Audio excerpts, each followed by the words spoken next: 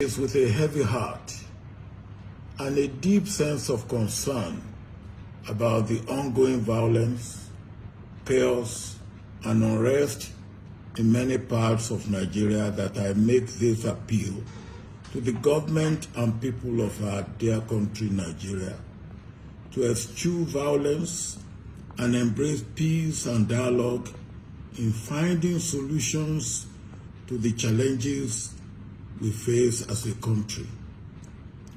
I particularly appeal to President Muhammadu Buhari in his capacities as President of Nigeria, Commander-in-Chief of the Armed Forces, and as a parent of youth like the ones who have in the last week or so come out in peaceful protest against police brutality and for improvement in their lives and their living conditions, to restrain the military and other security agencies from using brute force as a way of ending the crisis.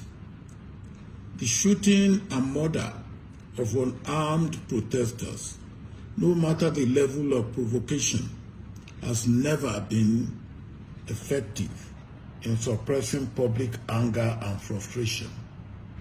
Instead, such actions only reinforce the anger and frustration of the populace and close the window of dialogue and peaceful resolution. It is clear that Mr. President and his lieutenants did not exhaust the opportunities for dialogue with the protesters before resorting to use of force. It is worse that there is denial of wrongdoing in spite of overwhelming visual evidence. Great harm has now been done, but it can be stopped before it completely spirals out of control.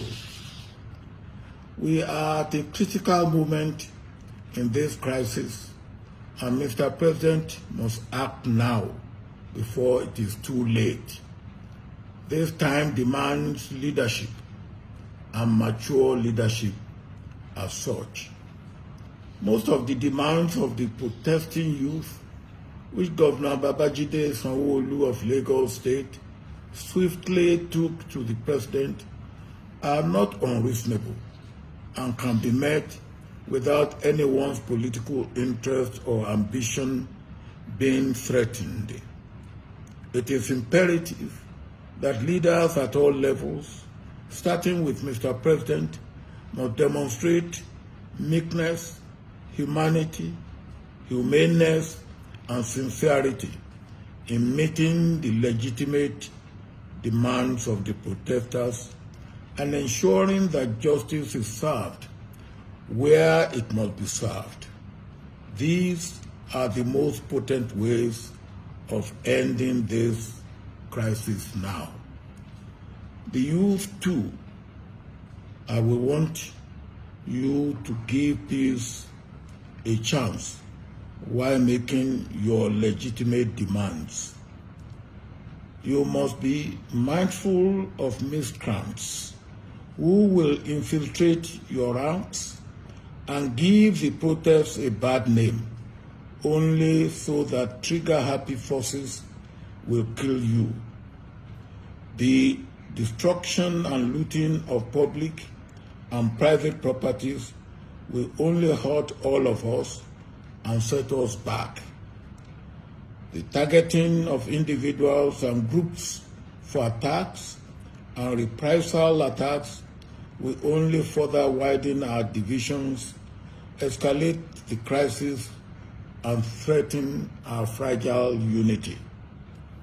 This is yet another moment when our nation is on the edge of a cliff. Our individual and collective actions now and in the next few days will determine where we will go as a nation. May God help us in taking the right steps in the right directions.